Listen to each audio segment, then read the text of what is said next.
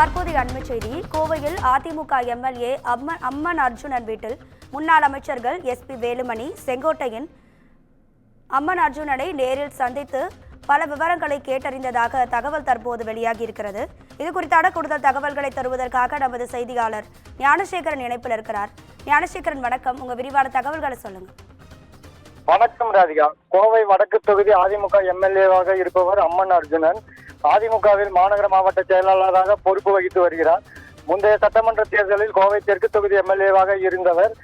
இவர் கடந்த 2016 ஆண்டு முதல் 2022 ஆண்டு காலகட்டத்தில் தன் வருவாய்க்கு அதிகமாக சுமார் 71% அளவிற்கு சொத்துக்களை வாங்கி குவித்ததாக லஞ்ச ஒழிப்புத்துறையினருக்கு வந்த தகவலின் அடிப்படையில் மேற்கொள்ளப்பட்ட முதல்கட்ட விசாரணையில் வருமான வரிக்கு அதிகமான சொத்து சேர்த்து உறுதி செய்யப்பட்டுள்ளது. அதன் அடிப்படையில் கோவை லஞ்ச ஒழிப்புத்துறையினர் அம்மன் அர்ஜுனன் மீது வழக்கு பதிவு செய்துள்ளனர். அதிமுக அம்மன் அர்ஜுனன் மட்டுமின்றி அவருடைய மனைவி விஜயலட்சுமி பெயரிலும் வழக்கு பதிவு செய்யப்பட்டுள்ளது. தன் வருவாயை காட்டிலும் ரூபாய் 2.75 கோடிக்கு அதிகமான மதிப்பிலான சொத்துக்களை குவித்திருப்பதாக வழக்கு பதிவாகி இருக்கிறது.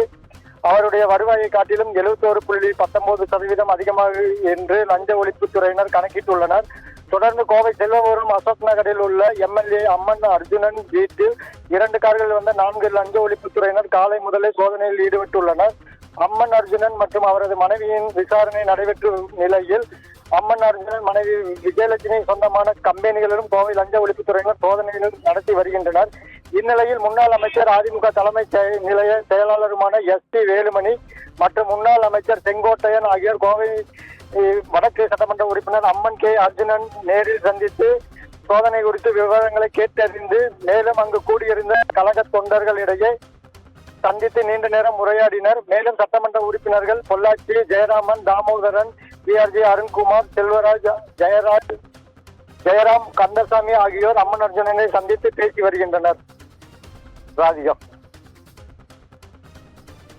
உங்க தகவல்களுக்கு நன்றி ஞானசேகரன்.